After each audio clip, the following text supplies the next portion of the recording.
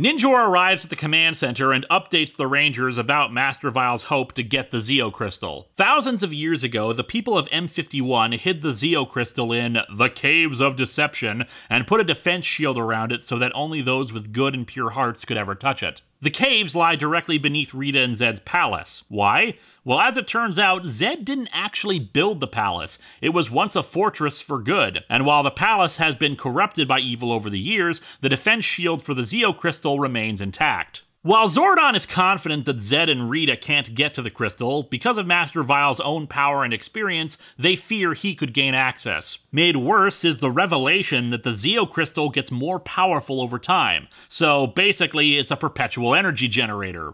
Hot damn, this MacGuffin is awesome! Imagine if the Rangers actually had access to a power source like that.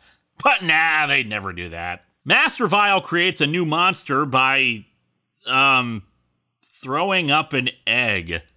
Ew. The blue globber monster, however, is pretty dang strong, able to absorb power. He also feeds the Tengas some food that increases their own strength, but that just gives them an opportunity for the Rangers to show off their new glitter armor. The globber manages to kidnap Ninjor again and absorbs his powers. In order to keep Master Vile from ever getting access to the Zeo Crystal, Tommy and Kat travel to Zed's palace so they can destroy it. The plan is for Tommy to go into the Caves of Deception and get the Zeo Crystal, while Kat distracts Rita and Zed by claiming that she wants to be evil again. Meanwhile, Billy has whipped up a toy Falcon Zord that will allow them to control the Ninja Megazord remotely without the real Falcon Zord. The globber attacks the city, and the rest of the Rangers engage it with both the Shogun Zords and the Ninja Zords. The globber is of course attacking abandoned buildings, since Angel Grove's economy is in such a poor state thanks to all of its constant karate tournaments and community cleanups, as opposed to any actual businesses beyond a juice bar. Plus, the general apathy of its citizenry last time makes me believe that the mayor of Angel Grove only wins with a few votes each time it's an election year. The Shogun Zord's power is absorbed by the globber, and the Rangers are forced to retreat into the Ninja Megazord. Zed watches Vile succeeding against the Rangers, and is naturally pissed off that after all his plans have failed, he's getting one-upped by a guy who creates monsters by vomiting up eggs. Kat arrives and tells them she wants to be evil again. To prove that she's serious about being evil, she's forced into the Revialifier,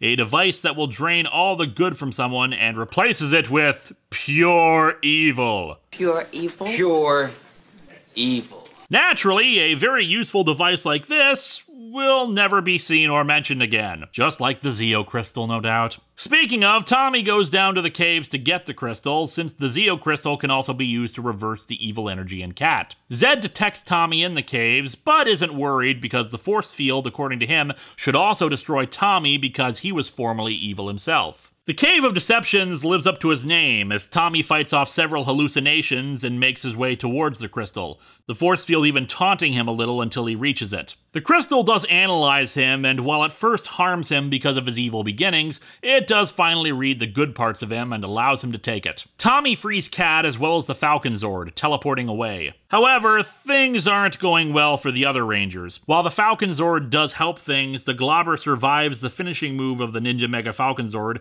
and incorporates parts of Ninjor into itself. The Shogun Megazord's powers start to restore, aiding in the fight. However, because the monster is tied into Ninjor, he feels the attacks inflicted on the monster. The Rangers fear defending themselves, and the Zords fall, their energy fully absorbed by the globber and the Zords being sent away somewhere. The globber proceeds to absorb even more of their power, and not even their magic glitter can help them. With the Zords down, Vile is able to take the Zeo Crystal while the Rangers retreat back to the command center. The rest of the evil forces celebrate, though Zed mopes about the fact that Vile succeeded where he failed. Vile, being the notoriously evil force that he is, commandeers the juice bar so that he can throw a party. This is just surreal. Rito Revolto, party king and dancing fool! Let's mumble! Dance, humans, dance! Yes. Is this thing working? Zordon gives our heroes a high energy surge from the morphing grid to help restore the Rangers' power, but it'll take some time for them to fully return. Half the team goes to check out the party, since, hey, evil forces are throwing a party and you might as well enjoy, while the others work on trying to locate where Vile sent the Zords. And indeed, they discover that the Zords were sent to the M51 galaxy, and the Rangers teleport there, because not only can they be sent to different planets, apparently it's just a hop and skip to another galaxy, to try to free the Zords and destroy the Zeo Crystal. Once inside, the Rangers use their power coins to break Vile's link to the crystal and restore power to the Zords, returning them to Earth. The Globber mutates even further using the power he stole from the Zords, but the Rangers decide they have to risk harming Ninjor by finally defeating it. Ninjor manages to restore his own power and he escapes, joining the Rangers to fight both Globber and Master Vile. This battle is friggin' epic. Multiple Zords and monsters, plus a new configuration for the Zords, as the Falcon Zord joins with the Shogun Megazord to blast Master Vile. While Vile survives the assault, he retreats and decides to stick around to help defeat the Rangers in his awesome Skull spaceship. The Rangers decide to break the crystal into pieces and scatter them throughout time so that Vile can never get them. And so we'll never see it again. While the metallic armor crap was stupid, this was a pretty solid three-parter, resolving or referencing several past storylines while starting the one that would end the season. There was one more filler episode between this and the next multi-parter, and really its only purpose is to once again remind us of Bulk and Skull's musical talent. 1, 2, 3.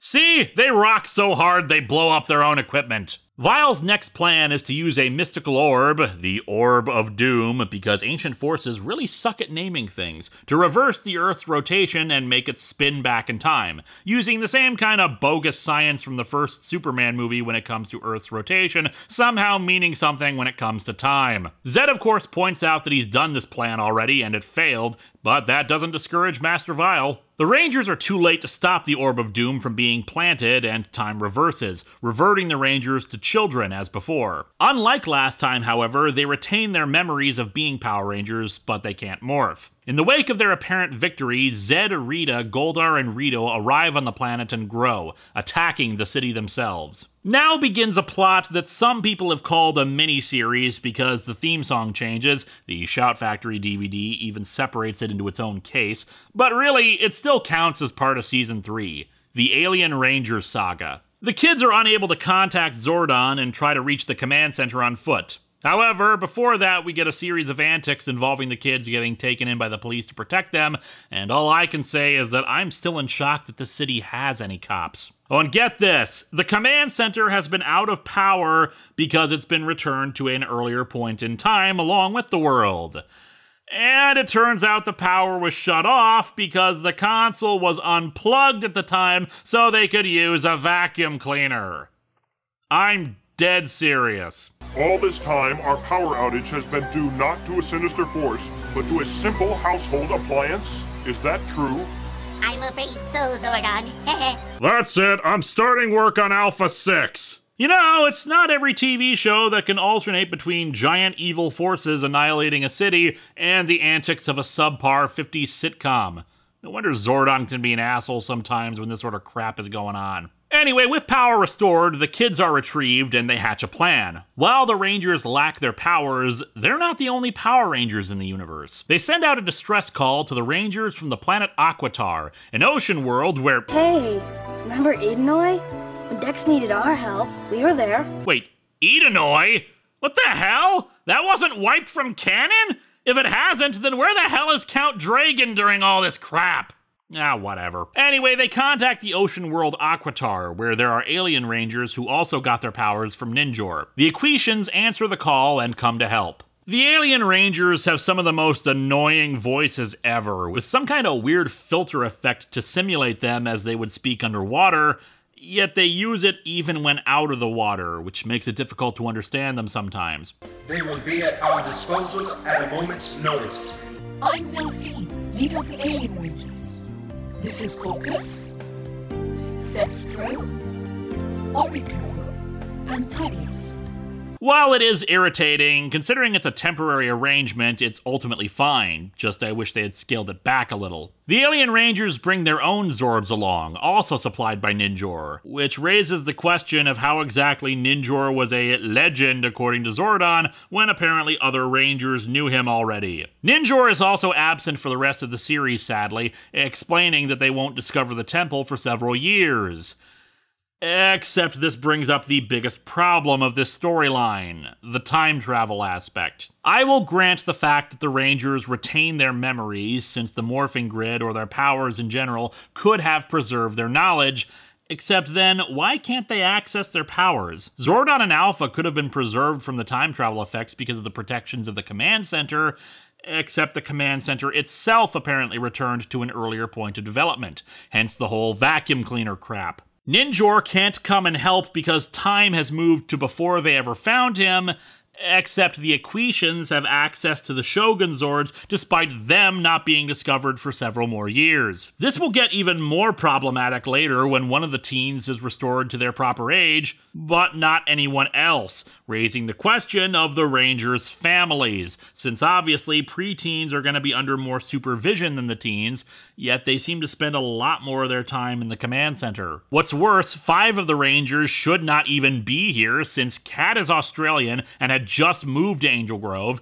and Adam, Rocky, and Aisha moved from Stone Canyon last season. Tommy was a new kid in Season 1, implying that he wasn't from the city either. The best way to try to write this stuff off is that it's not actually time travel, but a spell. It would certainly fit with the aesthetic of the villains anyway, since Master Vile himself seems to have more mystical knowledge than even Rita or Zed. The spell hasn't actually moved anything through time, but rather regressed the world to a younger state, which would help explain why the citizens of Angel Grove wouldn't have already heard of the Equitians when the actual Power Rangers came around. Hell, when the world is restored to normal, we see Bulk and Skull lose the memory of these events, so again, not so much time travel as much as just age manipulation through magics. The Alien Ranger saga itself was actually a pretty clever way of incorporating more Sentai footage into the show. As you can probably guess, the suit footage comes from Kaku Ranger, which was ninja themed. However, despite them clearly being multicolored ninjas like this, I will admit that as a kid,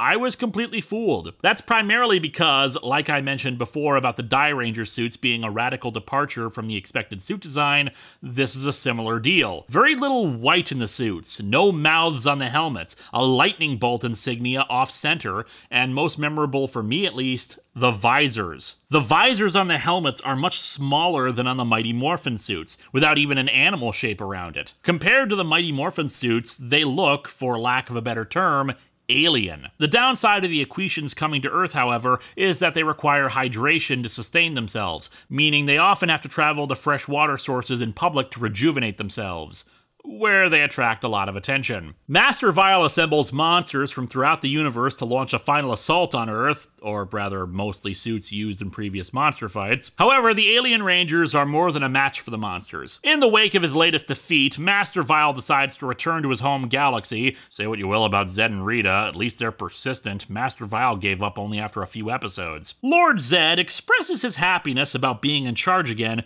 with his expected level of restraint and subtlety. Yes! I never thought I would be happy to see the goody goods triumph, but Golda, I am very, very happy! Losing Master Vile may have been for the best for the villains, since they then score probably one of the biggest victories ever in the series. Billy and the Equitians develop a device utilizing the Rangers' power coins to restore them to their proper ages. They test it on Billy and return him to normal, causing the aforementioned issue of what the hell do Billy's parents think of this? That's never brought up. But an attack by Rito and Goldar stops them from restoring the others. Instead of doing the sensible thing and teleporting back to the command center, they run off and get cornered. The villains take the regenerator and the power coins, and for once, they waste no time. Zed and Rita annihilate the power coins, reducing them to dust. So, once again, the Rangers are screwed. Eventually, Zed sends Rito and Goldar to the tunnels beneath the command center to plant a bomb to finally blow it up. Remember, the command center has been standing for thousands of years, but has been in various states of construction, as we saw on Wild West Rangers, so there's previous infrastructure that it's been built on top of, which means it's also a weak point in the command center's defenses. Zordon's been busy as well, and has finally come up with a plan to restore the world to normal, as well as give the Rangers new powers. He plans to use the MacGuffin crystal. Wait a second.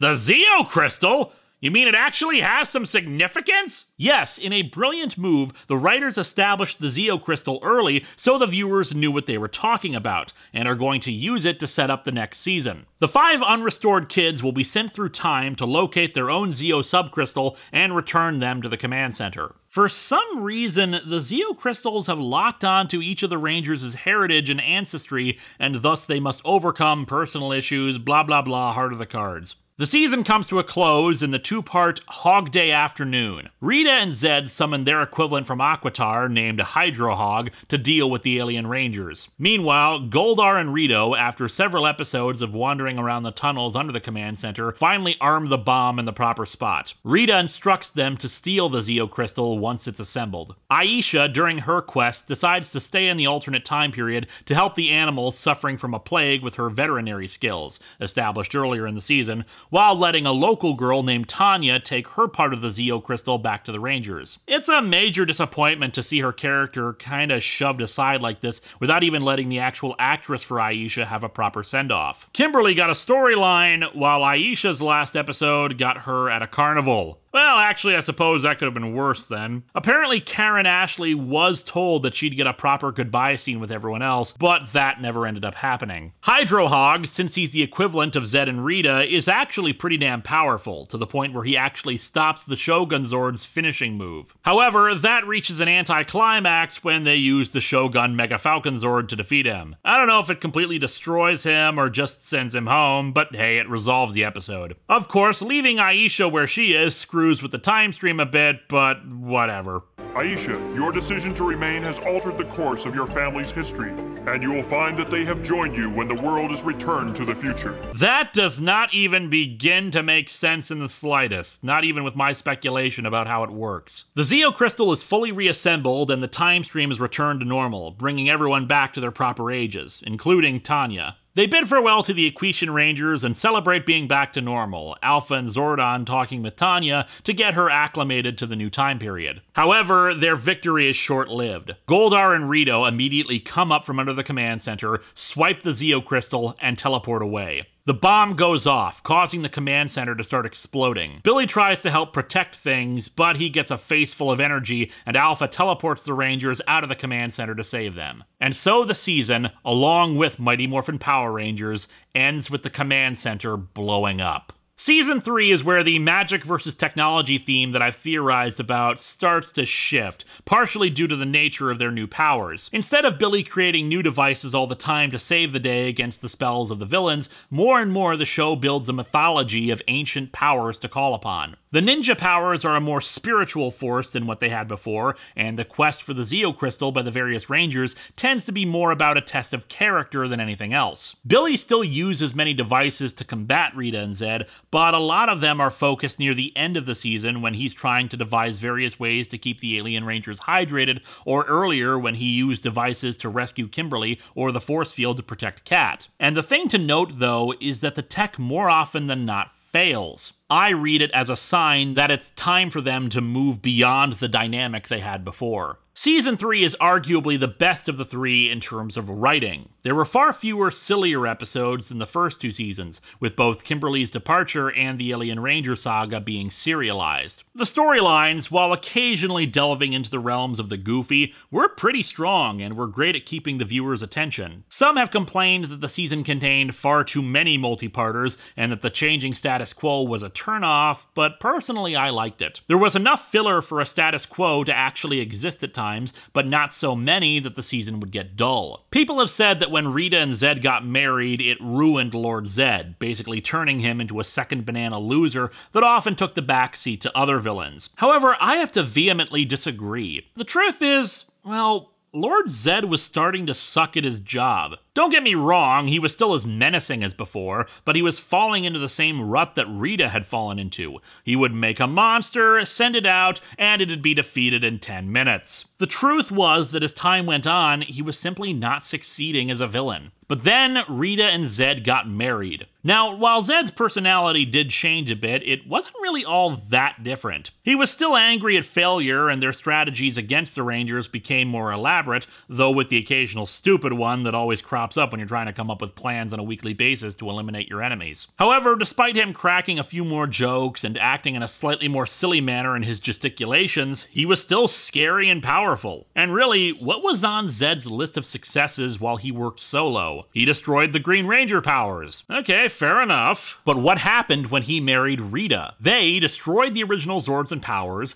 destroyed the new powers, although whether that destroyed the Ninja Zords is unclear and the fate of the Shogun Zords is unknown, entered the command center, and almost killed Kimberly, for that matter, blew up the command center, took Ninjor prisoner, and later helped destroy the Machine Empire. I hate to say it, people, but Zed was better off with Rita than without her. In one episode, Goldar discovers the truth about how Rita got Zed to marry her and gets Finster to create an antidote. However, when he tries to use it, it does nothing. It could be that Finster didn't actually give an antidote, but the implication of the episode is that Zed actually does love Rita. Which kind of makes sense considering, as we saw last season, his ideal mate is Rita. Bulk and Skull start demonstrating more of a sense of responsibility and morality in the season. Yes, they do bumble around quite a bit and still verbally make fun of the teens, but here they actually start caring about what they're doing. For example, in one episode they mock an inscription on a lamp owned by Adam,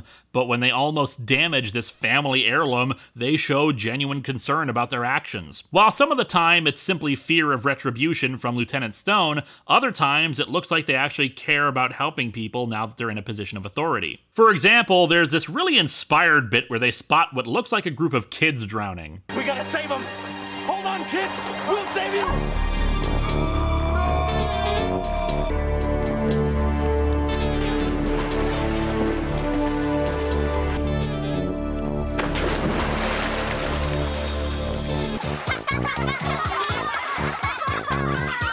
When Kimberly's car is stolen, they happily try to help recover it. Their relationship to the teens is radically different. The teens support them when they decide to join the junior police force and actually admit at several points that they're friends. Sure, they're not hanging out together, but there's no longer antagonism between the groups. Bulk and Skull can see them as dorks while not being jerks to them any longer. Plus, while they remain ineffective in most cases, we do see a couple of occasions where the two actually kind of triumph, like catching the car thief from Follow That Cab. There are a lot of good Bulk and Skull bits this season, including their training to become junior police officers, along with a catchy tune called Shape It Up. If you want to be a cop, then you got to get in shape. Gotta jump a 6-foot wall, gotta swim a giant lake. Shape it up, Bulk and Skull. Shape it up, shape it up, shape it up, Bulk and Skull. Unfortunately, the song has never been released on its own, so there isn't any clean copy of it anywhere. I so want a copy of a full version. During the Alien Ranger saga, the kid versions of the two reverted back to how they were in Season 1, idiots and bullies, which really showed off how much they had changed over the course of these few seasons. Parents will thank us. Kids will love us. Lieutenant Stone will promote us. You're amazing. I'm in awe. No, awe. Ah. Adding Lieutenant Stone, the police officer who trains them, created some new dynamics to their situations. Most of the time, they fail miserably in his eyes, but you've got to give them credit for trying and wanting to do well. Stone himself doesn't really get much in terms of development, but that's because he serves as a foil to the two. It's especially interesting to see Bulk and Skull respecting an authority figure to such a degree. While they may have joined the force to attract women, they don't really pursue that goal after they complete their training. They care more about earning Lieutenant Stone's respect. Lieutenant Stone would remain a part of the secondary cast through Turbo, for better or worse, and helps the two along with their character development. But that's something we can get into next time. Overall, Season 3 is great and brought a fantastic conclusion to the Mighty Morphin era, with a proper season finale and a cliffhanger to boot. Next time, the most radical change to the franchise yet, as we go Zeo.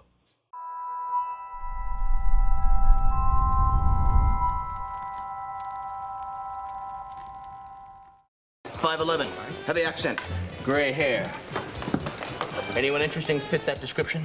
The President of the United States? Besides him.